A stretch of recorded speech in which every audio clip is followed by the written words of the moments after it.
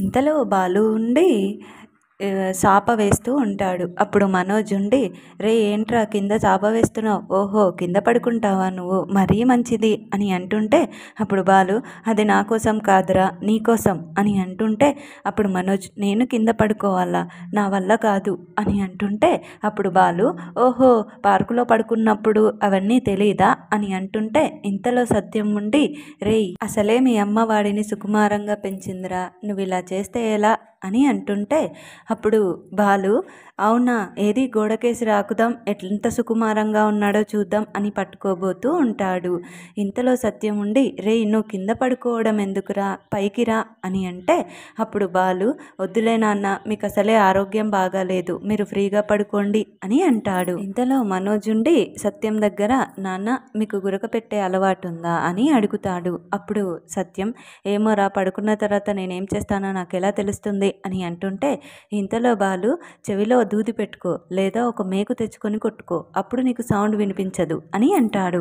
ఇంతలో బాలు ఉండి, నాన్న మీకు గుర్తుందా చిన్నప్పుడు పెద్దగా ఉరుములు ఉరిమినప్పుడు వీడు పక్క తడిపేసేవాడు అని అంటుంటే అప్పుడు మనోజ్, రేయ్ ఇంకా చాలరా ఆపు అని అంటాడు. ఇంతలో బాలు ఉండి, నాన్న నేను చిన్నప్పుడు మీకే కథ చెప్పేది, మీరు నాకు కథ చెప్పేది పోయి ఇప్పుడు కూడా చెప్పనా అని అంటుంటే అప్పుడు మనోజ్, రేయ్ నాకు ఆఫీస్కి వెళ్ళే టైం అవుతుంది, నేను పడుకోవాలి, నువ్వు ముందు పడుకో అని అంటుంటే సరే నేను నాకే కథ చెప్పుకుంటూ ఇలాగే ఉంటాను అని అంటుంటే అప్పుడు సత్యం ఉండి, సరేలేరా ఒక చిన్న కథ చెప్పు అని అంటాడు. ఇంతలో బాలు ఉండి, అనగనగా ఒక యజమాని ఉంటుంది, ఆ యజమాని ఒక గాడిదను సాదుతుంది, ఆ సాదిదకు తెలియకుండా ఎవరికి 40 లక్షలు ఇచ్చేసింది. ఆ నాన్నగాడిదకు పింఛన్ పైసలు వస్తే ఆ 40 లక్షలు ఎత్తుకొని వెళ్ళింది ఆ కాకి. అప్పుడు మనోజ్ ఉండి, నాన్న వీడు నా కథే చెప్తున్నాడు అని అంటుంటే అప్పుడు వాళ్ళు, ముందు నువ్వు వినరా అని అంటూ ఉంటాడు. ఇంతలో సత్యం ఉండి, సరేలేరా పడుకోవాడు షాప్కి వెళ్ళాలంట అని అంటుంటే అప్పుడు మనోజ్, అది షాప్ కాదు షోరూమ్ అని అంటే, సరే నాన్న నేను ఇంకొక కథ చెప్తా ఆగు అని బాలు అంటాడు.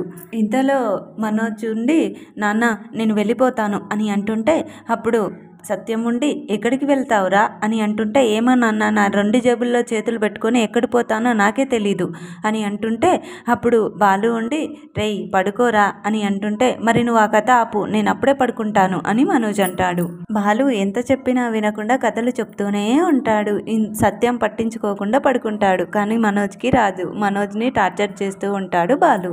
ఇంతలో రోహిణి ప్రభావతి రూమ్లోకి వస్తుంది. అప్పుడు ప్రభావతి ఉండి, వచ్చావా నీకోసమే ఎదురు చూస్తున్నాను అని అంటుంటే అప్పుడు రోహిణి ఉండి, మీనా ఏంటి కింద పడుకుంది అని అంటే అప్పుడు ప్రభావతి ఉండి, దానికి పుట్టినప్పటి నుంచి ఏమైనా బెడ్ మీద పడుకునే అలవాటు ఉందా ఏంటి, కిందే కదా పడుకునేది.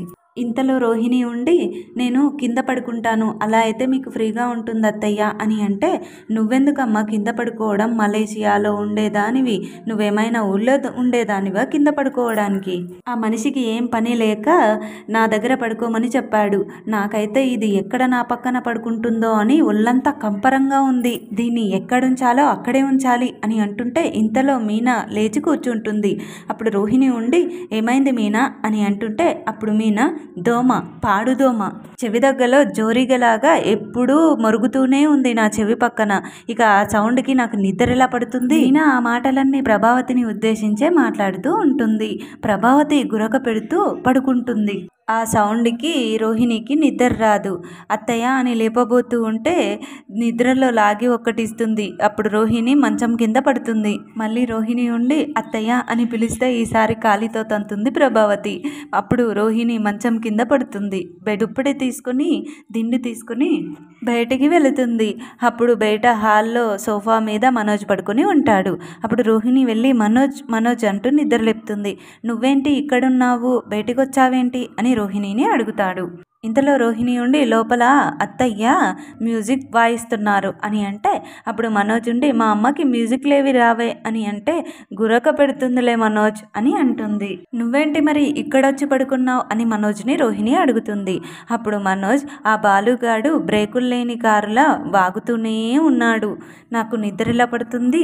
ఇంతలో రోహిణి ఉండి, అయితే మీ అమ్మ మీ అన్నయ్యకి వసకాయ పోసినట్టు ఉంది, అందుకే అలా వాగుతూ ఉండింటాడు అని అంటే అప్పుడు మనోజ్, ఏదో ఒకటి పోసుంటుందిలే అని అంటే అప్పుడు రోహిణి ఉండి ఎక్కడ ఎండు పెట్టాలనుకున్నామో అక్కడికే వచ్చి పడ్డాము అని అంటుంది. ఇక ఈ ప్రయత్నాలన్నీ ఆపి వారమంతా ఇక్కడే పడుకోవాలి అని అంటే అప్పుడు మనోజ్ ఉండి ఇక మనకి వేరే ఆప్షన్ లేదు కదా, పడుకుందాం పద అంటూ ఇద్దరు చాప వేసుకుని పడుకుంటారు. ఇంతలో ప్రభావతి అటు ఇటు తిరుగుతూ ఈ పూలావిడకి ఇంకా తెల్లారి లేనట్టుంది, ఇంతవరకు స్టవ్ కూడా వెలిగించలేదు అంటూ ఉంటే ఇంతలో మీనా అక్కడికి వస్తుంది.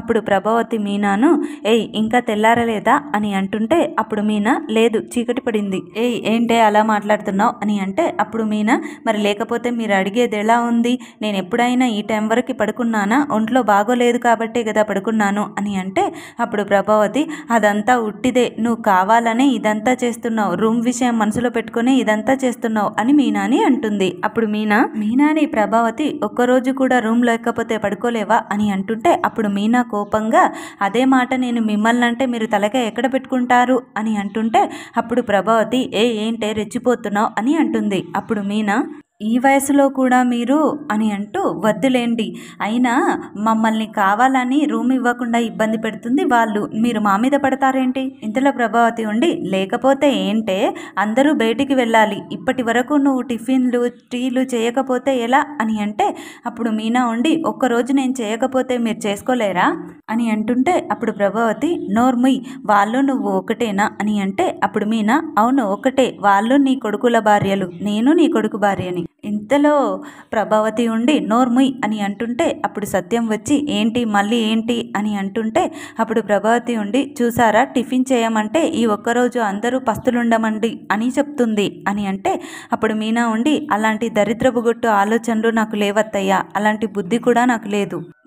మామయ్య గారు నాకు ఒంట్లో నిజంగానే బాగాలేదు, అందుకే లేట్ అయి లేచాను అని అంటుంటే అప్పుడు సత్యం ఉండి తెలుసు కదా మీనాకి బాగుంటే ఈ టైం వరకు పడుకోదని, మరెందుకు తనని మళ్ళీ ఇలాగే వాదించి పెడుతున్నావు. ఇంతలో మనోజ్ వచ్చి అమ్మ ఆకలి దంచేస్తుందమ్మా ఏం టిఫిన్ చేశారు అని అంటుంటే అప్పుడు ప్రభావతి నా శారదం రా నా పిండం వెళ్ళి చేసుకొని తినిపోండి అని అంటుంది. ఇంతలో మనోజ్ ఉండి రూమ్లో ప్రశాంతంగా నిద్ర లేదు, ఇప్పుడు టిఫిన్ లేదు అని అంటుంటే అప్పుడు రోహిణి అవును తెల్లార్లు మేము మెలకువనే ఉన్నాము అని అంటుంటే అప్పుడు ప్రభావతి ఉండి నువ్వెందుకు మెలకువ ఉన్నావు అని రోహిణిని అడుగుతుంది. అప్పుడు రోహిణి మనోజ్ బయట పడుకున్నాడు కదా అని వచ్చి తనకి కంపెనీగా కూర్చున్నాను అత్తయ్య, ఇప్పుడేమో టిఫిన్ కూడా లేదు అని అంటుంటే ఇంతలో బాలు గరిటె పట్టుకొని వస్తాడు. ఇంకా చెప్పు పార్లరమ్మ ఇంకేమైనా ఉన్నాయో చెప్పు అని అంటూ ఉంటే ఇంతలో సత్యం ఉండి రే నువ్వేంట్రా గరిటె పట్టుకొని వచ్చావు అని అడుగుతాడు. అప్పుడు బాలు మీనాకి జ్వరం కదా నాన్న జావా కాస్తున్నాను అని అంటే అప్పుడు మీనా మీరెందుకు చేస్తున్నారండి నేను చేసుకుంటాను కదా అని అంటుంది. ఇంతలో ప్రభావతి ఉండి పొద్దున్నే లేచి టింగురంగుమంటూ బయలుదేరమంటే బయలుదేరుతుంది కానీ టిఫిన్ చేయడానికి చేతనవ్వట్లేదంట అని అంటుంటే అప్పుడు మీనా ఉండి ఏమన్నారు టింగురంగుమంటూ బయటకు వెళ్తున్నానా అని అంటూ ఉంటుంది. ఇంతలో శృతి వచ్చి ఏంటి ఏమైంది ఏం జరిగింది అని అడుగుతుంది. అప్పుడు రోహిణి ఉండి తినడానికి ఏమీ లేదు అని అంటుంటే అప్పుడు రవి ఉండి ఎందుకు అని అంటే అప్పుడు బాలు ఉండి మీనాకి జ్వరం వచ్చింది అని అంటే అయ్యో ఇంకా తగ్గలేదా వదిన అని అంటుంటే అప్పుడు శృతి ఉండి మరి ఎందుకు నిల్చొని ఉన్నావు వెళ్ళి రెస్ట్ తీసుకో మీనా అని శృతి అంటుంది. అప్పుడు సత్యం ఉండి అది సంస్కారం అంటే, మీనాకి జ్వరం వచ్చిందంటే మీరు టిఫిన్ చేయలేదని గొడవ పెట్టుకుంటున్నారు, వాళ్ళు మాత్రం అయ్యో పాపం అంటున్నారు. రేయ్ ఈ ఇంట్లో మీనానే వంట చేయాలనే రూల్ ఏం లేదు, ఇంట్లో ఇంకా ఇద్దరు కోడళ్ళున్నారు అని అంటుంటే అప్పుడు శృతి ఉండి నాకు వండటం రాదు కదా అంకుల్ అందుకే రవిని పెళ్లి చేసుకున్నాను అని అంటుంటే అప్పుడు రవి ఉండి అందుకే పెళ్లి చేసుకున్నావా అని అంటాడు. ఇంతలో శృతి ఉండి అది ఒక కారణమే అని చెప్తున్నానులే, సరే మీనాకి ఒంట్లో బాగోలేదు కాబట్టి మేము రెస్టారెంట్లో తినేస్తాంలే అంటూ అక్కడి నుంచి వెళ్ళిపోతారు. అది డబ్బడమ్మకు వంట రాదని వెళ్ళి బయట తింటానని వెళ్ళిపోయింది. ఇంతలో సత్యం ఉండి నీకు వంటొచ్చు కదమ్మా అని అంటే అప్పుడు రోహిణి వచ్చంకుల్ కానీ నేను మీనాలాగా ఇంట్లో వంట చేసుకుంటూ ఉంటే నా క్లయింట్స్ అక్కడి నుంచి పారిపోతారు, అందరూ వీఐపీలే వాళ్ళ టైం బట్టి నేను వెళ్ళాలి, ఇక నేను మనోజ్ కూడా బయటే తింటాంలేండి. ఇంతలో మనోజ్ ఉండి అవును నేను వెళ్ళేది డ్రైవింగ్ పనికి కాదు కదా లక్షల్లో బిజినెస్, మేము బయట తిని వెళ్ళిపోతాం టైంకి వెళ్ళాలి అంటూ వెళ్ళిపోతారు. ఇంతలో ప్రభావతి ఉండి నలుగురిని ఆకలితో పంపించారు, ఇప్పుడు మీకు కళ్ళు చల్లబడ్డాయా అని అంటుంటే అప్పుడు మీనా ఉండి మీరు వంట మర్చిపోయారా లేదా మతి మర్చిపోయారా, మీకు వండడం వచ్చు కదా అలా ఎలా పంపించారు మరి అని అంటుంది. అప్పుడు బాలు ఉండి ఎవరికి వాళ్ళు బయట తింటామని వెళ్ళారు.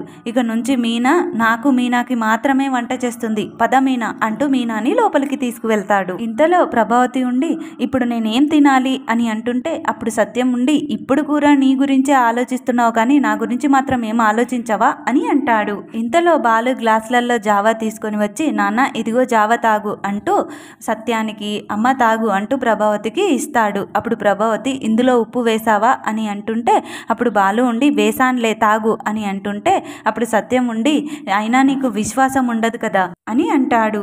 ఇంకోవైపు బాలు మీనాని హాస్పిటల్కి తీసుకెళ్తాడు. అప్పుడు డాక్టర్ చెక్ చేసి భయపడాల్సిందేం లేదు, నార్మల్ ఫీవరే, 2 రోజులు రెస్ట్ తీసుకుంటే సరిపోతుంది అని అంటుంది. అప్పుడు బాలు మేడం రెస్ట్ తీసుకోమంటే తనకి రెస్ట్ అంటే ఏంటో తెలియకుండా పనిచేస్తుంది, మీరైనా కొంచెం చెప్పండి అని అంటుంటే అప్పుడు డాక్టర్ ఉండి సరే అని అంటుంది.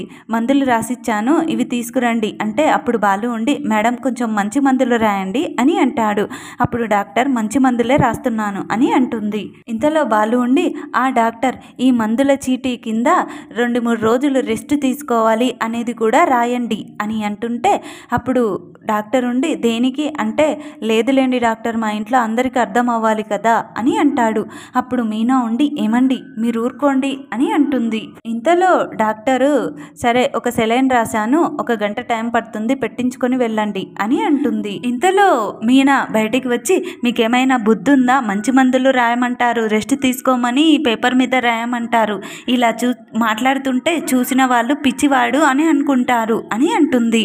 ఇంతలో బాలు ఉండి ఇక నుంచి 3 రోజులు డాక్టర్ చెప్పినట్టుగా రెస్ట్ తీసుకో, ఇంట్లో వాళ్ళు చేసుకోవడానికి మస్తు మంది ఉన్నారు పనులు చేసుకోవడానికి, నువ్వు మాత్రం సైలెంట్గా రెస్ట్ తీసుకొని ఉండు అని అంటే అప్పుడు మీనా ఉండి మన ఇంట్లో వాళ్ళకే కదండి నేను చేసేది అని అంటుంది. అప్పుడు బాలు అవన్నీ కుదరవు, నేను కూడా ఈ 3 రోజులు ట్రిప్పులు అన్నీ బంద్ చేసి నీ దగ్గరే ఉంటాను అని అంటే అప్పుడు మీనా ఉండి నాకేమైందని మీరు అన్ని రోజులు ఇంట్లో ఉంటారండి, ఏం పర్వాలేదు నేను బాగానే ఉన్నాను అని అంటుంది. ఇంతలో బాలు ఉండి నేను వెళ్తే నిన్నెవరో ఒకరు ఏదో ఒక మాట అంటారు, అదే నేను నీ పక్కన ఉంటే ఎవరు నోరు మెదపరు, అందుకే నేను నీ పక్కనే ఉంటాను అని అంటాడు. పిచ్చి మీకు అంటూ ఉంటే అప్పుడు బాలు నువ్వంటే పిచ్చి అని అంటూ ఇద్దరు బయటికి వస్తూ ఉంటారు.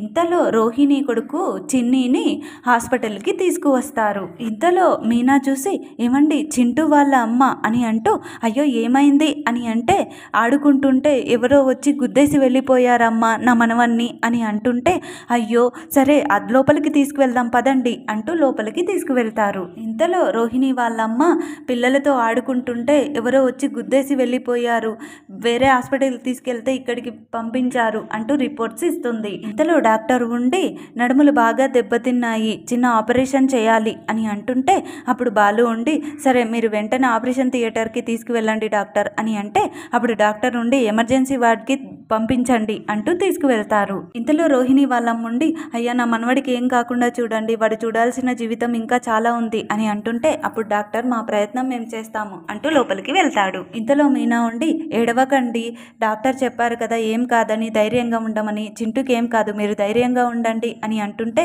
ఇంతలో బాలు ఉండి సమయానికి మేము కూడా ఇక్కడే ఉన్నాం, మేము కూడా మీతో పాటే ఉంటాం, మీరు టెన్షన్ పడకండి అని అంటాడు. ఇంతలో బాలు ఉండి యాక్సిడెంట్ చేసిన వాడిని చూసారా అంటే లేదు బాబు పడిన కంగారులో నేను చూసుకోలేదు అని అంటే నడి రోడ్లో బాబును గుద్దేసి వెళ్తాడా అని అంటూ ఉంటే ఇంతలో మీనా ఉండి మీరేం టెన్షన్ పడకండి, ఇది పెద్ద హాస్పిటల్, ఎలాంటి జబ్బైనా నయం అయిపోతుంది, మీరు ధైర్యంగా ఉండండి, కన్నీళ్లు తుడుచుకోండి అని అంటుంటే ఇంతలో రోహిణి వాళ్ళమ్మ అవును ఈ విషయం రోహిణికి చెప్దామంటే వీళ్ళిద్దరూ ఇక్కడే ఉన్నారు ఇప్పుడు ఎలా అని అనుకుంటూ ఉంటుంది. ఇంతలో రోహిణి వాళ్ళమ్మ ఉండి బాబు మీరు అని అంటుంటే మీరేం టెన్షన్ పడకండి, బాబుకు ఆపరేషన్ అయ్యే వరకు మేము ఇక్కడే ఉంటాము అని అంటుంటే అప్పుడు రోహిణి వాళ్ళమ్మ వీళ్ళు ఇక్కడే ఉంటే నేను రోహిణికి ఎలా చెప్పడం అని కంగారు పడుతూ ఉంటుంది.